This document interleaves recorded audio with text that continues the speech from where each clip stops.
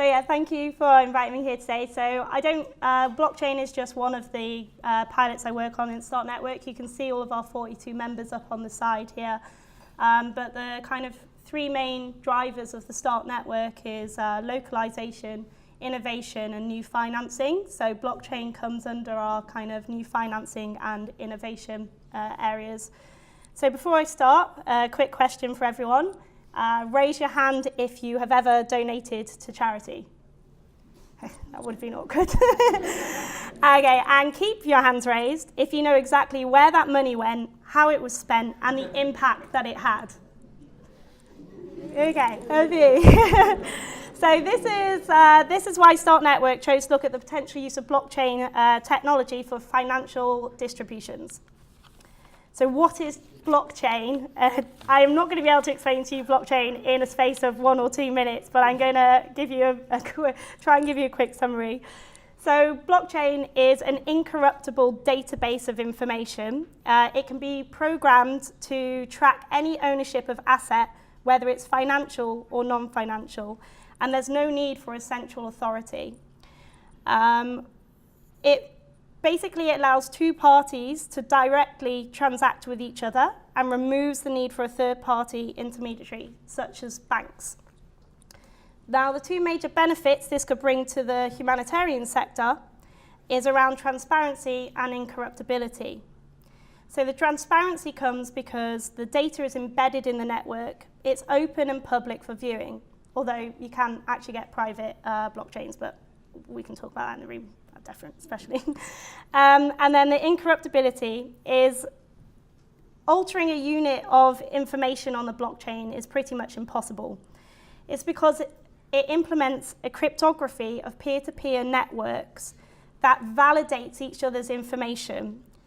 So in other words, it's kind of a self-auditing digital system. Now, I don't expect anyone to still really understand what that means, but the analogy I like to use is how many of you actually understand the full functionalities and workings of your mobile phones. You don't need to fully understand maybe not everyone. You don't need to fully understand how stuff is coded or how the software works or even the full functionality of it. What you need to understand is what the benefits it brings to the functions that you need to do. And that's where blockchain can come in with in the humanitarian sector. So this is the problem statement, or problems identified by Start Network, or more than just Start Network. So the recognized challenges in the humanitarian sector include systemic inefficiencies, over-centralization, and a lack of transparency and trust. And this is why we looked at blockchain as a means to potentially address these challenges to reduce the inefficiencies that it comes. So to put it in perspective, about $1 trillion of aid financing is distributed every year globally by governments, donors, and individuals. But 2013 estimates is 30% of that is lost through fraud and corruption. And it's the tracking and understanding of the impact that remains a huge challenge in this sector. So, what is humanitarian financing? This is a kind of very standard, I use Save the Children as an example because that's where Start Network is based. But this is a very normal example of a flow of humanitarian financing. It has many actors and works across many borders. There's two kind of main calls that come from this. The first one being that there's a need for a more centralized system that's able to make more rapid disbursements at larger scale, but without actually losing the speed that comes with it. On the other hand, there's a recognition that disaster-affected communities need to be included more in their responses, and that the shifting of control of financial resources needs to happen at a local level.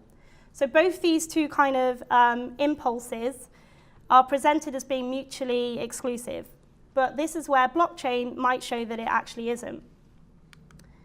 So there is actually, just get up the WFP thing. So there is actually other examples of the use of blockchain technology in this. So I'll just quickly give an overview of the WFP one. So in general, information on the blockchain can be recorded in any form. So it can be used denoting a transfer of money, land ownership, a transaction, someone's identity, or an agreement between two parties. So the WFP Building Blocks project has approximately saved about $40 per month, $40,000 rather, $40,000 will maybe not be as impressive, $40,000 per month in financial transactions. So in Jordan, with the Syrian refugees, they're using blockchain technology in their voucher systems. So the refugees can redeem goods at the markets using vouchers that's used on a blockchain system. And thanks to this technology, WFP has now a full in-house record of every transaction that occurs at the retailer. So this gives a massive increased security and privacy for the Syrian refugees, but an audible information right up to WFP level.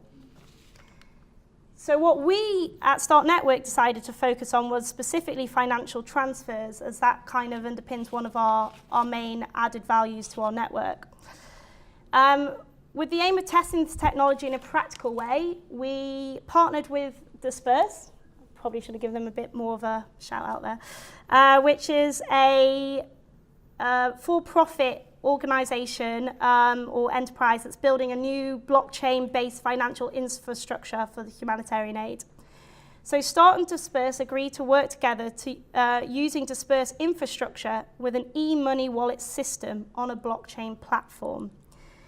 So to try and make that a bit more understandable is a bit like your PayPal systems or PayPal wallets.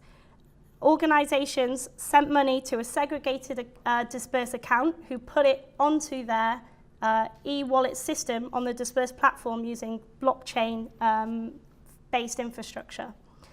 Now, the main part of the proof of concept was to get organizations, donors, and individuals in the humanitarian space more comfortable with the technology. So DorcasAid International, who's one of our Dutch NGO members, agreed to test this technology first. And the main view was to really test the functionality of it. And in February, they transferred €5,000 between their HQ in Holland to DorcasAid Albania using this Disperse wallet system. But it was actually RedR, and sorry for any Irish in the audience, because I'm pretty sure that's not how you pronounce it. So it's RedR Ireland who volunteered to actually take part in a much larger pilot with the purpose of testing a longer chain and with more partners and a higher amount of money. So RedR invited RedR Rwanda, as well as their local partner Caritas Rwanda, to take part in this pilot. And it was so not only was it testing the functionality of the e-wallet system on the blockchain platform, but it was we also tried to measure the direct implications of using blockchain technology. And we did this by doing a parallel financial transfer through the normal banking system. So yeah, they sent 10,000 euros through the normal financial banking system to RedR in Rwanda, who then sent it on to Caritas Rwanda. But in parallel, they sent 10,000 euros through the Disperse wallet system. And what we were trying to, and just to make clear as well, that this is e-money we're not talking about cryptocurrencies like Bitcoin and stuff. This is about measuring e-money on a blockchain platform. I can explain more of this in the room later. But the key things to kind of really realize is one kind of uses the normal banking system, and one is just direct money transfers between the two without any kind of third party in the middle. So the impacts that we found was that there was no additional charges using the dispersed blockchain route of transfer, whilst there was maybe about a €35 increase of charge through the normal banking system, which €35 for €10,000 is maybe not that much, but when you put it in a larger view of idea of the over $1 trillion dollars a year being sent through financially distributed globally, you can kind of get an idea of potential savings that can be done.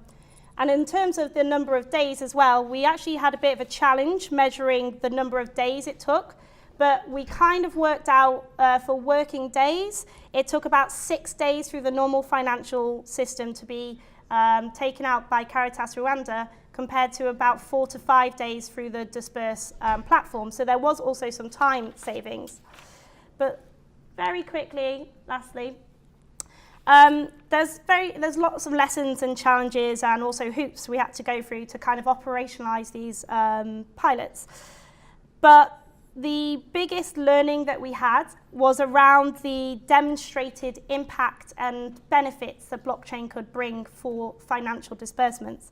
We went into these pilots thinking the biggest impacts we could show would be through efficiency gains in time and saving, which we did demonstrate, but arguably they're not as added value as we would have liked to have seen. But what we actually found was the biggest benefit and impact we found was around the accountability. That's because the financial disbursements through Disperse's platform on the blockchain were transparent and accountable. Each transaction is time-stamped. You can disaggregate between different sums of money, and it's a viewable trail of transactions, which right down to Caritas Rwanda can see. So that's what we actually started realizing that our members were really interested in. And with the kind of change of wind in the humanitarian financing system at the moment, or just the aid sector in general, it's likely that the future is looking more that accountability and transparency is just as important as cost savings and time savings. So this can be scaled up and needs to be scaled up so much more. And if you want any other tangible examples of where blockchain is being used, I can flag you to them in the room after. But yeah, basically we were surprised, but kind of surprised that accountability and transparency was actually the key takeaway from our pilots. And just as an extra demonstration of that real value is DFID has recently been talking to me to get advice of operationalizing one of their in-house pilots, where they're looking at using blockchain in their supply chain as a pilot, so they can trace the movement of assets right down to warehouse to avoid any fraud in the system, which again is down to the accountability side and usages of blockchain. But yeah.